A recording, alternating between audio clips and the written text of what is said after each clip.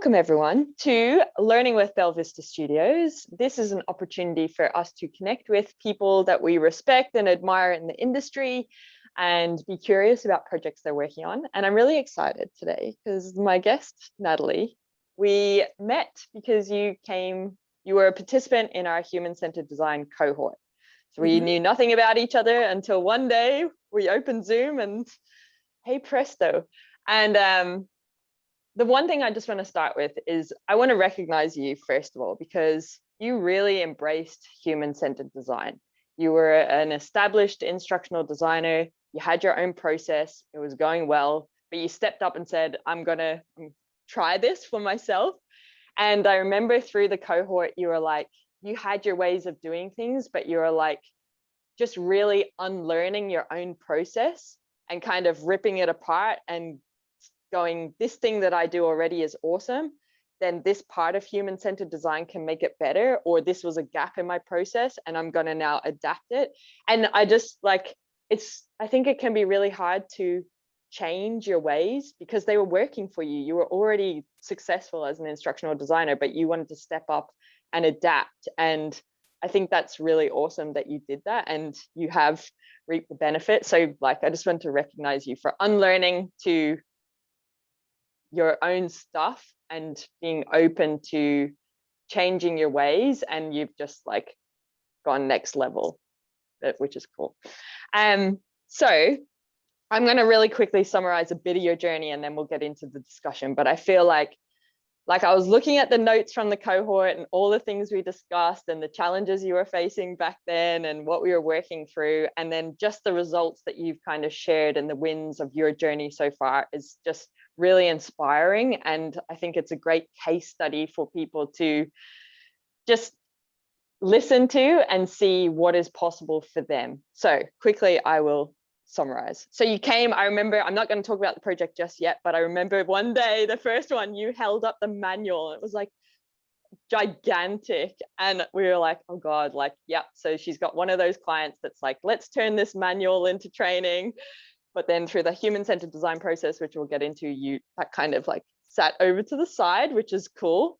Yeah, you had about 5 courses to begin with. I think that's what you're engaged to do. Yeah.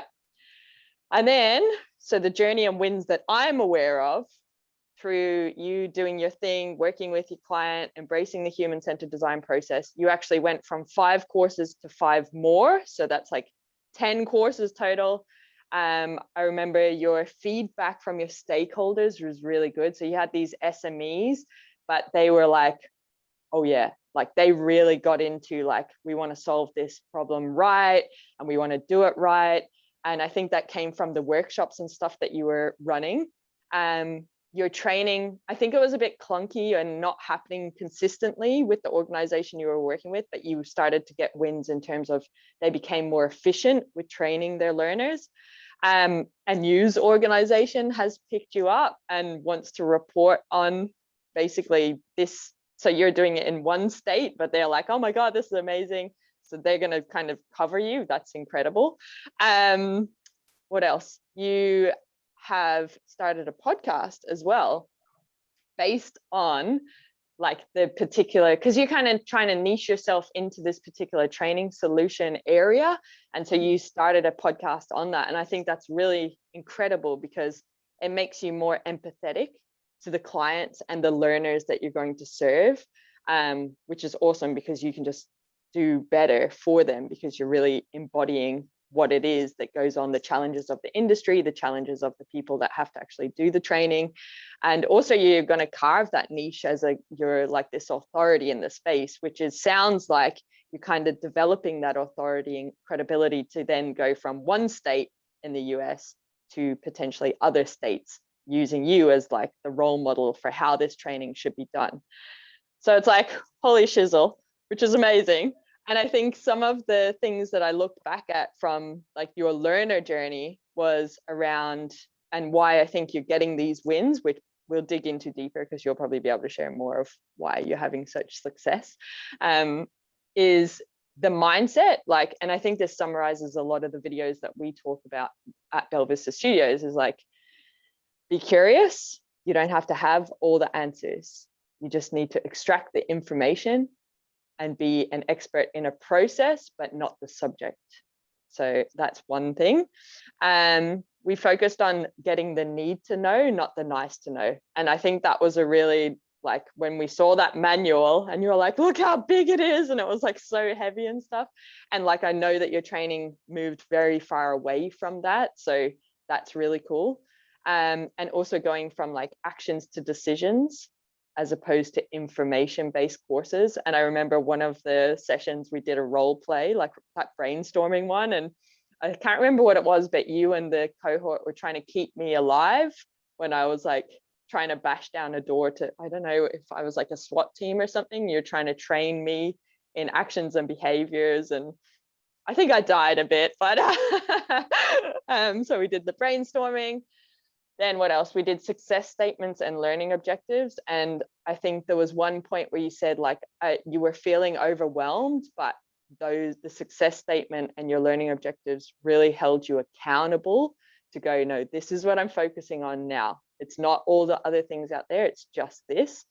And that through some of the human-centered design activities and workshops that you ran, you were able to identify with your stakeholders, or kind of get them to identify the true issues. And that's what made you move away from information heavy to solutions that are actually training and making the impact that this particular initiative deserves. So that's my high level summary of your life as I know it. But okay, over to you. So what was the business problem you were engaged to help your client with? What's the problem you're trying to solve? The problem was that, or it is in the United States currently still, that the United States has a huge backlog of sexual assault evidence kits. And that was also the problem for my client, which was the state of Montana, or is the state of Montana. But a couple of years ago, they, through a grant, a United States grant, they were able to solve that backlog. And they actually did it through human-centered design, and they didn't even know it. I mean, they actually went in and asked what the problem was, and then, you know, how they could solve it. And they interviewed all the police officers and everybody who was responsible for sexual assault evidence kits to get backlogged. They were just talking to all of them, figuring out what the problem was, and they figured it out. And then they put it, they put in the changes, and that's exactly what they did, and this is exactly what we're doing with the courses. But the people that I'm working with, they are really brilliant already, and I don't think they even are aware of how brilliant they are, because they used human-centered design for all of this. Especially the expert that I'm working with he's a trainer. He used to work in law enforcement for a very long time, and he had no idea about human-centered design, and he didn't have any education in that field at all, or in instructional design or anything. And he used human-centered design to really figure out with every law enforcement officer, what's the problem? What can we do better to train you better? Because that was one of the issues of the backlogged kits, right? Because people were just not trained well enough in avoiding that and in interviewing survivors. And so he went in and he questioned all the law enforcement officers to figure out what was the actual issue. And then they solved it. And then I came in after that to develop online training as well, because they have a very effective in-person training. And the online training that I'm creating is just an addition to that. So I'm not the answer to everything, but I'm definitely developing this online training, especially with the human-centered design that I'm creating, really effectively. So it's been really good. What do you think, how would your process have differed for this solution if you hadn't have done a human-centered approach personally versus doing it? What would it have looked like? What activities would you have done? Where might the solution be right now? Yeah. Well, one of the things I'm very thankful for with the HCD is that my process is cleaner now, I would say, because especially in the prototyping, because you're doing all the work beforehand. And before I took your course with Belvista Studios, I was kind of all over the place. I mean, I had it down, and I think I was also using human-centered design, but unbeknownst to me, really. And with the human-centered design that you taught me, the process, I'm having a much cleaner process of it now. I know where to start. Every time I know where to start, and I know which questions to ask. And that leads me to building prototypes that are almost perfect already. So when they go back to the client, my client is like, yes, this is great. This is how we want to do it. And there's only small changes. In the past, I've had total overhauls before where we would go into a process and it was almost right, but then the prototype just didn't really match.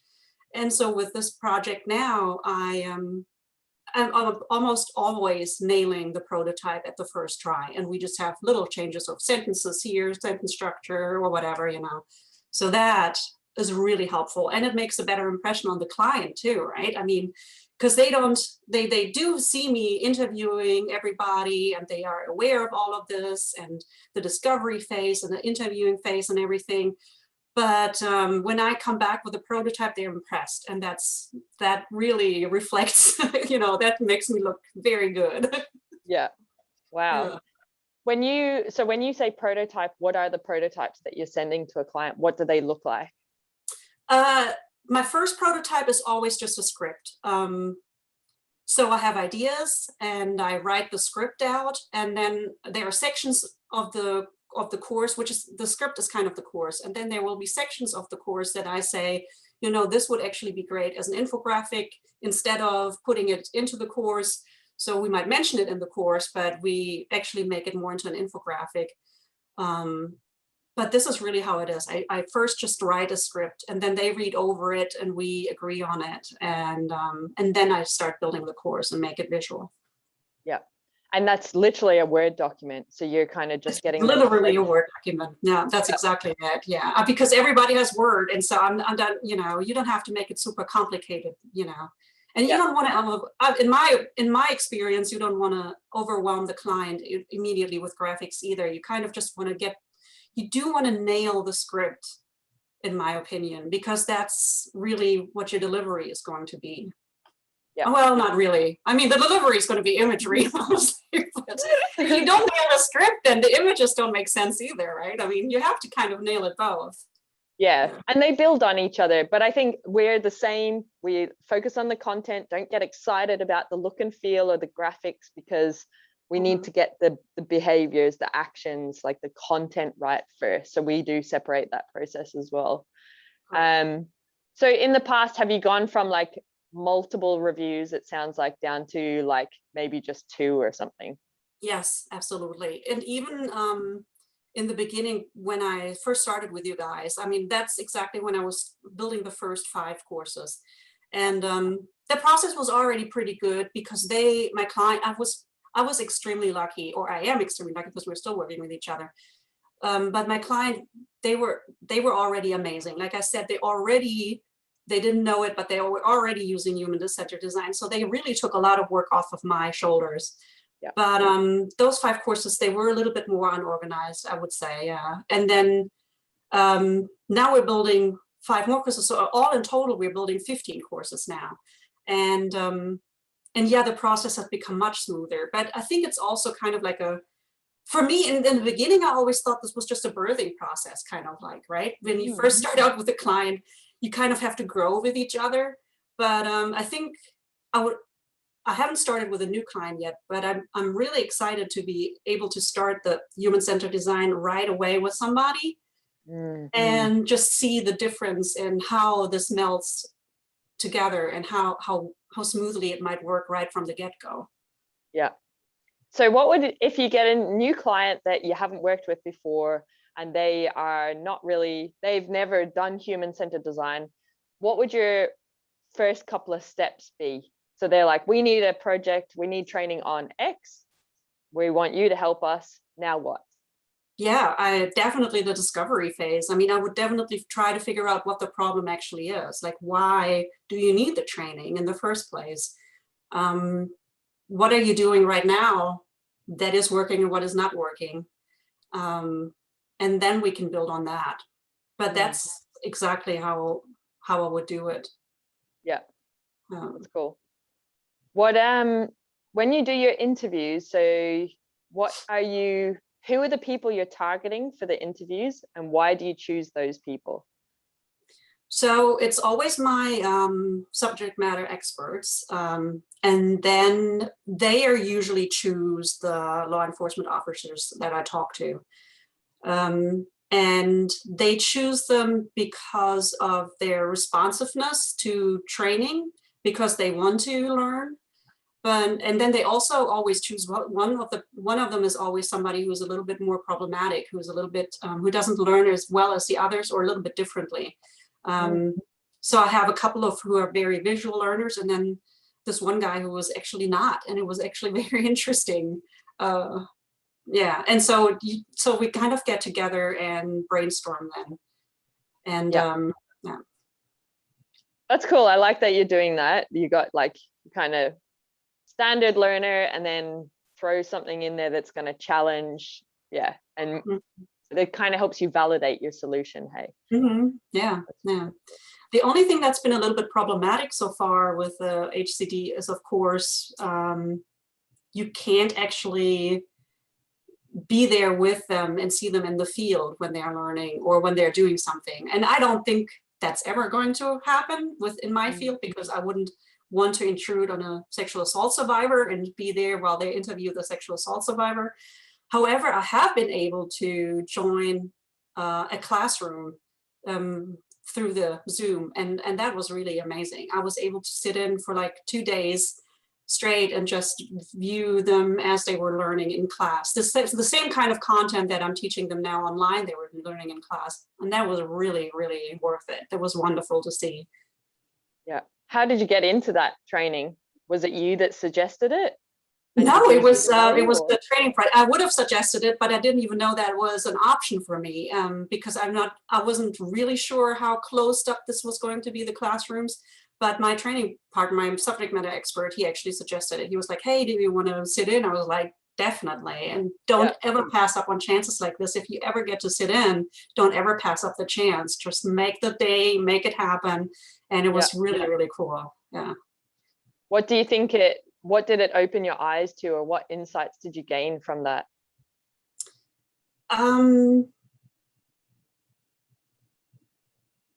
Just the way, so law enforcement officers are a special breed. They are a really a tight-knit group of people who align themselves with some values, and who have also just a different culture. It's a culture, right? I mean, they live their lives and they live it very dangerously on the line, and they grow really thick together. And it's just a very interesting way of seeing it. When I was still working for other companies, I never had that brothership or that sisterhood with other people that I was working with. I mean, I had great colleagues and we had great relationships, but nothing like you would see in a classroom with police officers. They just have a really different relationship with each other. And they make fun of each other, and they push each other further too. For example, I think the most difficult part of that classroom was the survivor interview. So they had an actor come in and she played the survivor, and then one of the students had to get up and actually interview her in front of the class, which would have terrified me to begin with. But they pushed each other to do it, and there was of course there was some laughter about each other, about messing up or being embarrassed about some things, but everybody had to go through it anyways, and so there was it was really fantastic to see that. Wow. And I guess that you would have been able to create like role plays and scripts and scenarios from that. Hey, like oh, they messed up there, so I can use that as like the bad, what not to do. And then when they did good things, like that's basically helping you create the scenarios. Is that what you did? Exactly. It was exactly that. Yeah, that's exactly. We're actually currently still working on it, but we are creating the survivor interview course right now. And that's exactly what we've been doing. We actually recorded, so the trainer actually recorded a perfect, or, you know, as much as it can be perfect interview with an actor as a survivor. And so we played up on that and just off of that and just said, you know, this is good because. So we would introduce the scenario and then play the clip, and then we would go in and say, why is this important? Why do you think, you know, why do you think he should react this way to the survivor and not that way? And we also had other scenarios before where we played an entire interview and let the officer actually really go in and identify what happened to the survivor. You know, was it sexual intercourse without consent? Was there consent present? You know, and really made them identify actually the legal aspects of it, which was really cool as well. And we did have testers. We had 16 testers who went through the courses and gave us feedback. It was really, really fantastic. Yeah, I think those courses really are, they're a game changer for these students and even for older officers. And that is really amazing to me, because, you know, older officers never had the chance to actually learn like these young people are now. They have so many chances to learn, and they, you know, through this whole event of them figuring out the backlog, they figured out how to train their officers better.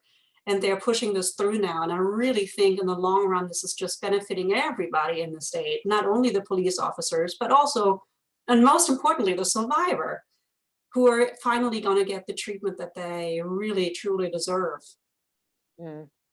Definitely. What, when you had like your testers, what kind of feedback came through? So in the beginning, we actually had some issues with the navigation. So just technical issues came through a lot. That was really helpful, because courses don't always work the same way. You know, you test it and everything works flawlessly, and then suddenly somebody says, you know, it froze or whatever. So those things definitely were an issue. But basically, it was mostly positive, and I attribute that solely to the HCD. I mean, there were a few things that people were like, well, I wouldn't use this wording or that wording, and that was just their experience. But the learning interactions and the learning content, everybody was excited about. And they said, even just reviewing it, they said, I learned so much. And I mean, what better compliment? You know, you're already succeeding here. Oh my God, yeah. I'm super excited about it. So freaking cool. Yeah. What did the solution and like, what are some of the, because you were kind of engaged to do e-learning, right? They had face-to-face and they're like, we need an online version. But I guess it's kind of expanded beyond that, because I know even at one point you might have been doing something like a glossary in that. So what kind of components make up the learning experience at the moment? So definitely in-person training, and then online learning. However, some officers, Montana is a very, very big state, and it's also very rural. And so that is one of the reasons they needed online training, because they can't reach every part of the state with in-person training. So this training is really also replacing some of the in-person training. But yeah, I think that's really, I mean, that's pretty much it. I don't think there's any other part that's replacing it or additional. Did you have, is there like a printable version, or did you end up getting to a handbook sort of space? Because I guess even you mean, the handbook that they gave me?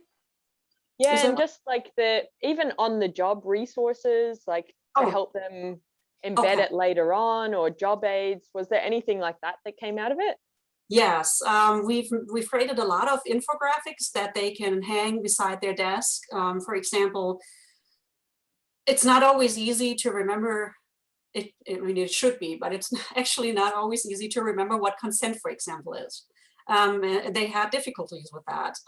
And so that is definitely, we made that into an infographic that they can just hang beside their desk. And so if they do get a call to go and interview a survivor, then they can at least glance at that. But mainly they have this, this awesome book that I showed you, the really thick one. They have that to take with them. And I mean, that's pretty difficult, but we're trying to make a couple of resources that are just easier to grasp and doesn't have to be this big book. But they actually, some of them are using the book in the field and it actually works well for them. So we're seeing how we can contribute to that. But I think sometimes when something is working well, maybe you shouldn't meddle with it. So we'll see what we can come up with there. Yeah, definitely. Now I've just had a mind blank about something you said there. What was I gonna say? Oh, yeah, I just wanted to point out, like, this one training, and this is around those interviews and stuff, but like the law enforcement officer, it's not their only job. Like, consent is not the only thing they need to remember. They could get a call about anything. So this is one tiny fraction of their job. And that's why, you know, you're trying to support them to the best of their ability in this one aspect, but they have so many other priorities in their role, which I think is important to realize, that so much effort is going into this one component of their role.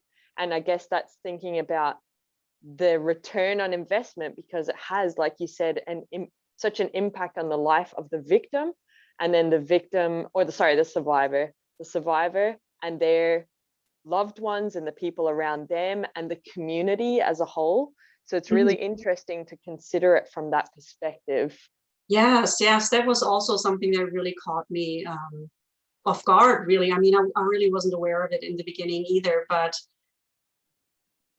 I think the trainer that I worked with, he actually put it best. As soon as you put sex in front of crime, it becomes a whole different issue. Like, police officers are trained to solve crimes every day, right? So somebody breaks into a house and it will be pretty straightforward for them to figure out who broke in, you know, and arrest that person.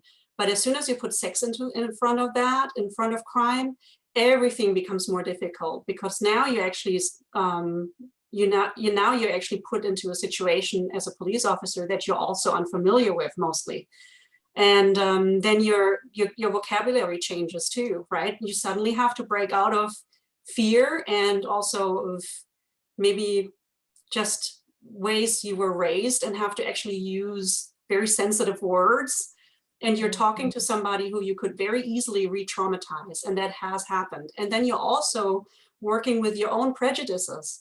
So, you know, maybe a survivor was drinking at a party, and then suddenly, you know, you're kind of confronted with your own way of thinking. Maybe you want to almost victim blame here, but you know, you can't do that anymore. You're on the side automatically of the survivor. That's what you have to be. The survivor is the number one priority.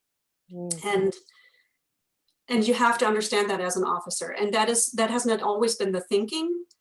And that has to change. And the only way to change that is through training and through reforming inside the police, you know. And this is just one little puzzle piece. This training is just one little puzzle piece in changing thinking. But it's so important. It's so important. It changes lives. It affects the HCD, really. I mean, I've been thinking about that today before, you know, our interview here, but I've been thinking about how the HCD really is changing lives. Because you're not only, you understand the people you're trying to reach, and then you're designing from their perspective, and you're enriching their lives with it. But not only are you enriching their lives with it, but you're also enriching the lives of the people that they're working with, and you're enriching the lives of the survivor. You're really touching so many lives. By training just one person, you're touching so many lives. And if that person is well trained and knows how to handle a situation, then everybody is going to be happier and better off in the long run. Yeah.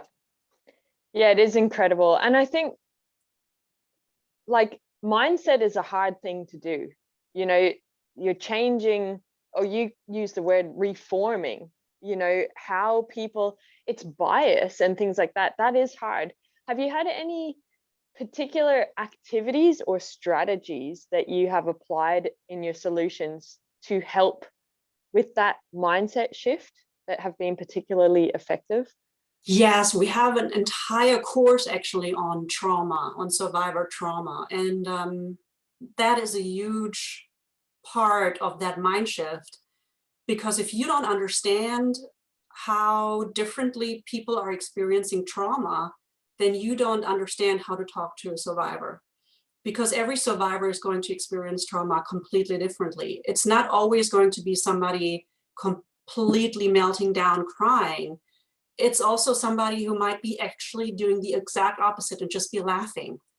You know, and it's something that you wouldn't, in your brain, when you actually go into a room with somebody like this, you wouldn't know how to act, and you would probably be thinking, well, should I take this person seriously? But trauma manifests itself in so many different ways, and you have to understand how trauma works. You have to understand that. And that's what we did in that course. We we really tried to explain to them, or try to engage them in learning how to understand trauma, and that it is different, and that even trauma can be historically differently. So there are not a lot of Native Americans living in Montana, so they have a lot of historical trauma that they are still dealing with. And so it's really important to understand this for a police officer and to work with that. Mm. So that is human-centered design, right? Which is around the empathy. And to understand that, what are you doing? Like stories, case studies, what kind of things? How do you get someone to empathize with the laughing trauma person, or the like meltdown trauma, and all the other aspects of how trauma shows up? Yeah, and that course particularly, this has been quite a while now, and we've been doing so much in between, but a couple of things that I remember is we had intervals of where we interrupted the training and brought the learner back into the emotional state, because we wanted them to be relatively emotional during this, and we wanted them to understand how heavy-hearted this can be. And so we would bring them back by having different voiceover talents actually speak quotes of actual survivors of how they were feeling during that time. And they were just short quotes. It's not like super long, probably like 30 seconds or a minute or something, where they just talked about how they felt. And that was really effective. So the feedback for those courses was like, yeah, I felt that, yeah. And then in another course I really liked, we were actually talking, so there's not only the survivor trauma, but there's also the vicarious trauma. So police officers and other responders through sexual assault, they also experience a lot of trauma, and they take this stuff home with them. They really do suffer from that. And to engage them in how to block that, or how to deal with it, we engaged them in interactive breathing exercises, and also some infographics that they could take with them, and just, that explains how to do like a box breathing, where you breathe deeply into your belly and so on. And those exercises really help. Or how they, we gave them tips on how to take stuff home with them, and to just leave it at the door before they go home. There are some exercises that you can do for that. And so we actually talked to a psychologist and, said, what can we do? And they're very, very smart people. And that's the wonderful thing as an instructional designer is, like you said, with the human-centered design, you don't have to be the expert in everything, right? You don't have to be, because other people are. And if you talk to the right people, you will get the solution. You just have to be the brains into putting it into action, and kind of digesting it and giving it to the learner. But we don't have to be the experts. Yeah, we're like a channel. We are. Yeah. I get that. I get asked that a lot when I talk to people and I tell them, that I'm instructional designer and I create online learning courses, and they're like, "Oh my God, so you know about all of that stuff. So you have to know about so many things." I'm like, no, I don't. I know how to put it together, but I talk to experts about it. It's really weird to, sometimes people just don't think, they think you know everything. I'm like, no, or you think like, oh, you have to be such an expert in this and that. And no, I do not. Yeah, I agree. It's trust the process. The process helps you extract the information from the right people and our role is to convert that into something meaningful and useful for the person that's going to use it. That's right. That's exactly what we do. When you I love that the quotes that were like audio, trying to get that emotion, the feeling. Then you said you had infographics with the breathing exercises. How did you come up with the idea that let's use a voiceover for this particular thing because this is the outcome we want? We're going to use an infographic for this. How do you decide what it's going to turn into? So we use voiceover for everything. I am actually a voiceover talent trained, although with my German accent, I don't do this anymore. But my husband is also actually a voiceover talent, so I use him for a lot of voiceovers. And then I have a lot of voiceover friends who do this professionally, who make a living of that, so I use them. I also use voices.com if you ever need to find voices. Voices.com, for example, is a really good source to find voiceover talents, and they're cheap too. I mean, don't undersell them, but you can haggle with people, and see, hey, my budget is this, can you do this? And and with the exercises, I don't know. It's a lot of times a feeling that you get. And I think that's also, I think I've always kind of found this career, I always kind of found this to be my calling. And I feel like when I do online training, I oftentimes have a feeling where I know this is best as an exercise. But I also, of course, do the mapping. So a lot of times I take a topic and I think about how could this best benefit the learner. But with the breathing exercise, that was a feeling. It was just, that how can we, obviously we're talking about breathing, and I was actually describing to them how to breathe. And I was like, well, we could also visualize it. So but a lot of times I do use mapping to kind of figure out how to bring something across. Yeah. What do you mean by mapping? What specifically do you do? So I think about how it could best be a value for the learner, and I go through different scenarios of how this could best be. For example, with infographics, I realize, okay, this is something that I don't need to explain in a course. I need them to have this by their desk. I need them to be able to look at this right away if they need to, and I don't need them to open my course first to review it. So this is a printout here. I create this printout for you so you have it by your desk. I still explain it in the course, but then there's a PDF printed out and put it by your desk, for example. So those things like when do they need it? How do they need it? And when do they need it, right? I like it. Good questions to ask. In terms of, what are you most proud of in your own growth in the last couple of months as a practitioner and the solutions that you're creating? For sticking to the process. It's so hard when you're already an existing instructional designer and you have your normal routine and it works for you and it worked for me, but to change it and to stick with it because you realize it's better.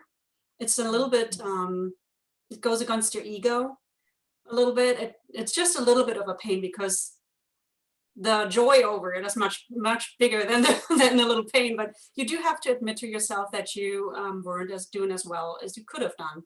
And then just sticking with the process. And even though it's really hard in the beginning because you have to kind of roll back and everything goes a little bit slower too, you have to roll back and then just look back at your material, the material that I got from the online course with you, and then just being able to stick with that. That was, I think that was the hardest part, but I'm also proudest of that because it really does work. It really does. That's cool. Okay, what are the why do you think it really works? Because of the feedback that I'm getting. 16 reviewers for one course or 5 courses, and they all come back and majoritively say that it's good. I didn't have one negative review for those courses. I mean, there were only little things that needed changing. For example, words, you know, descriptions.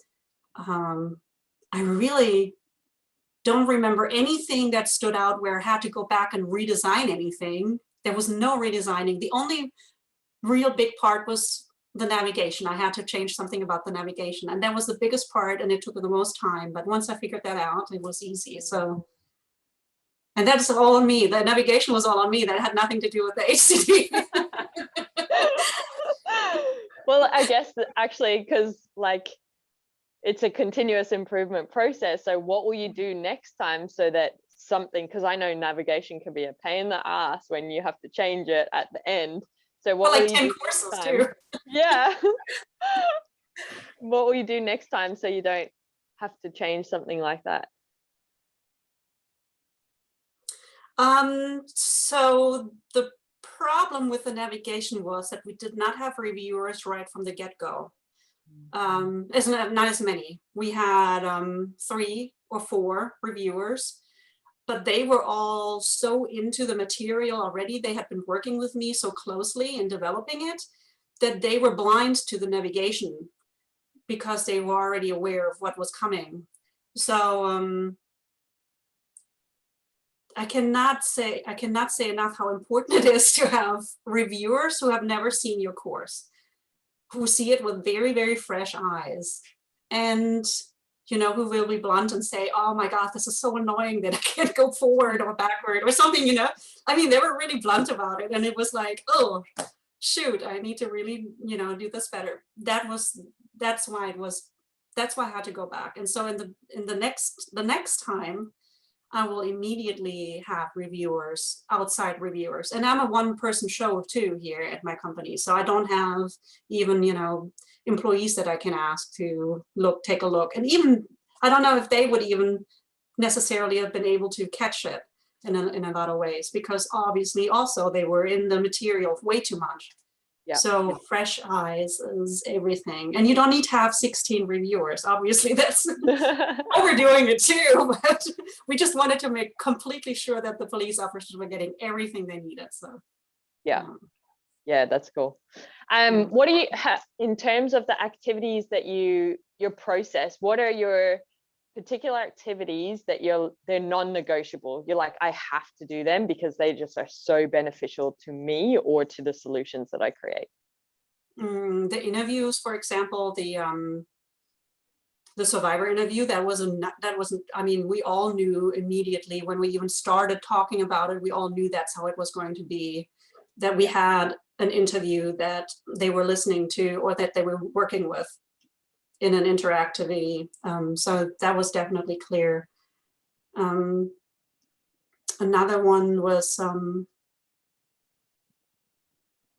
there was a really fun little game.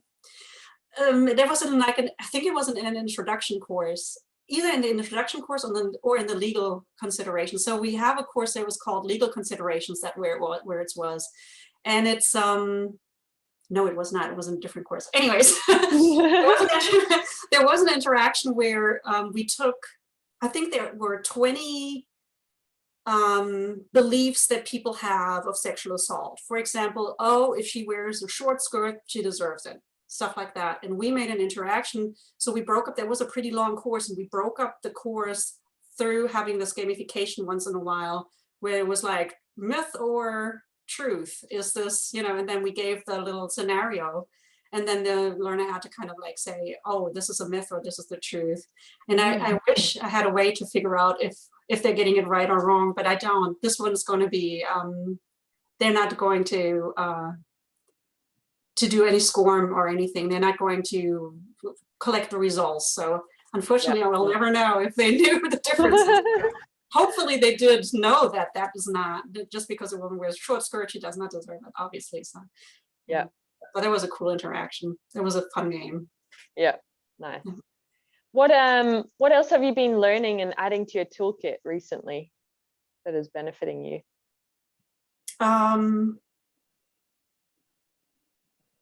So I work mainly with this kind. I work with Adobe Captivate, but I also have a Storyline subscription, and I went actually on the Storyline discussion boards, and I find a lot of help and ideas there.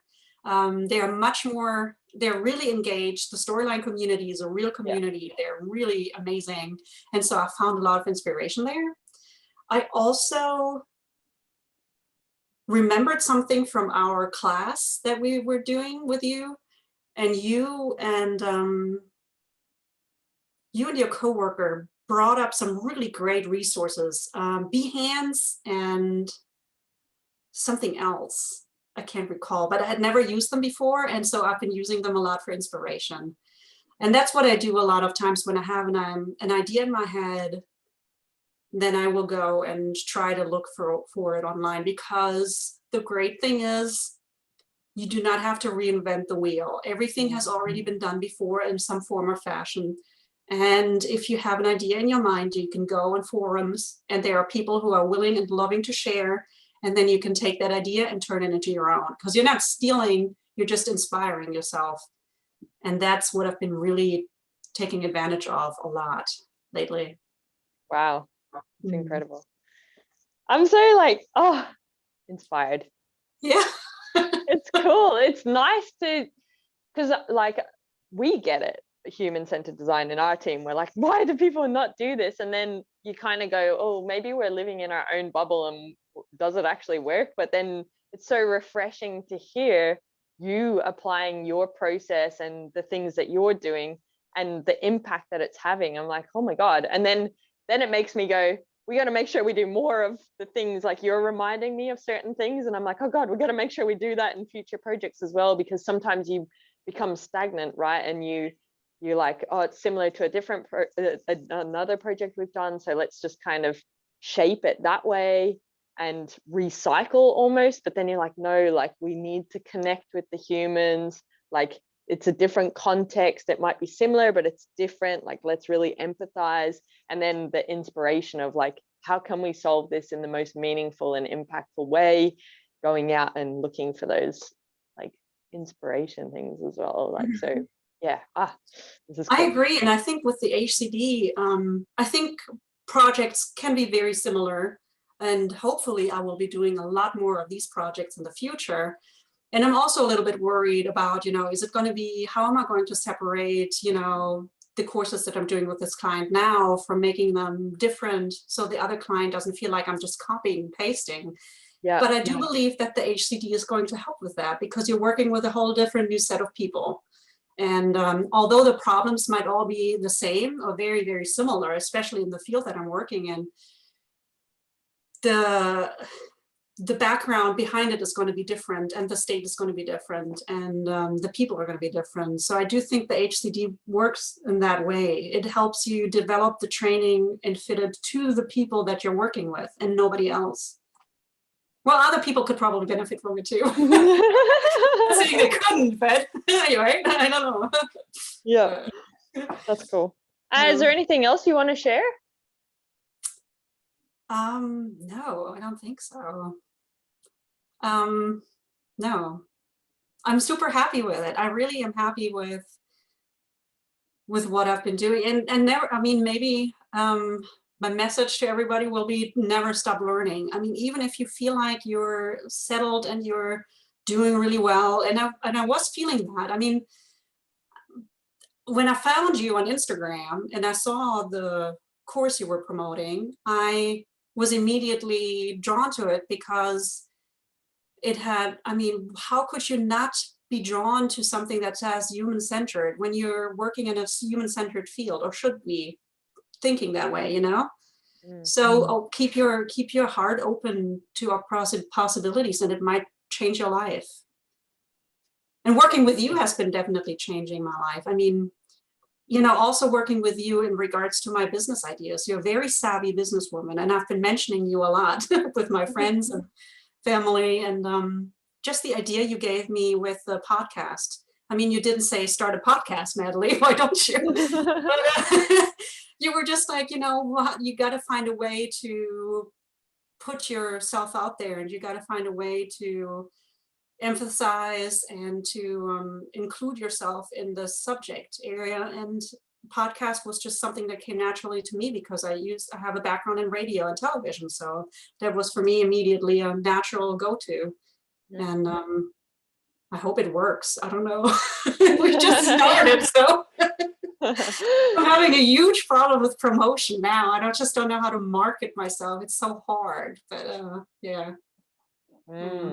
Maybe that's part 2 of this podcast. I know, right? This has been amazing.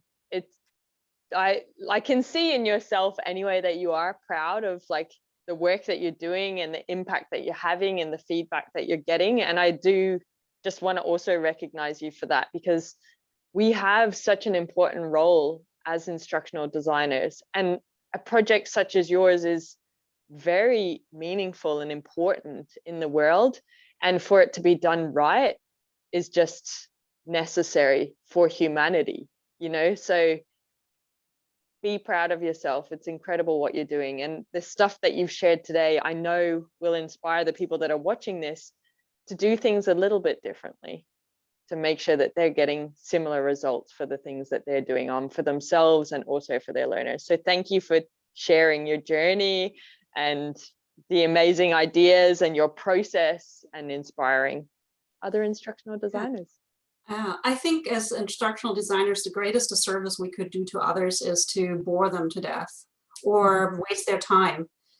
And I mean, there's so much online training out there that wastes people's time because people already have such a bad rep. I mean, instructional designing, e-learning courses have such a bad rep because there are so many bad ones out there. And I'm probably guilty of 1 or 2 myself, but not anymore. I feel I've come around and found a way to make it very valuable. Incredible. Thank you. Thank you. Well, thanks everyone for watching as well. Nathalie's contact details and stuff and her company module will be in the description of the video, as well as the resource she said voices.com if you're looking for those voiceover artists. So any of the resources mentioned will be in the description. Thank you, Nathalie. I really appreciate you. And I'm I'm inspired. I'm really inspired. And also thank you everyone for watching another episode of Learning with Belvista Studios. Peace out. What's up, awesome human? Thank you on behalf of myself and the Belvista Studios team for continuously choosing to learn with us. We really appreciate it. If the tips and the insights and the context resonate with you and you want to take your skills to the next level, or you want to make your life way easier, you will love our Creator Hub. The Creator Hub is a place for people like you and us. Basically, it's the stuff that we use internally at Belvista Studios, and then we just share it publicly with you. The Creator Hub is created by instructional designers for instructional designers, and what you'll love there at the moment is we've got a quiz, Could I Be a Better Instructional Designer, that has so much tips in the feedback if you're interested in human-centered design or just taking your skills to the next level in terms of the solutions you're creating, the problems you want to solve. But in there as well, aren't we cute? That's us. But we've got the coaching courses, freebies, give us gratitude, and also we've got some templates. And basically they're always around the lens of learning experience design, instructional design, and e-learning. So a human-centered design focus is very much what we're about at Belvista Studios. So putting your learners at the heart of a solution and creating something for their needs. So there's the human-centered design stuff, and then we've also got the business stuff. So this is the stuff they don't teach you about when you want to become a freelancer or a consultant in the instructional design world. So go check it out. The link is in the description. You can check out everything that is available for you. Thank you for choosing to learn with us. Continuously invest in your skills. You will be rewarded as an instructional designer. Share this stuff, share it with other people, because when we are better instructional designers, we create better solutions that create better humans, that create a better world. So we have a very important role, and I'm excited to be on this journey with you. Have an awesome day.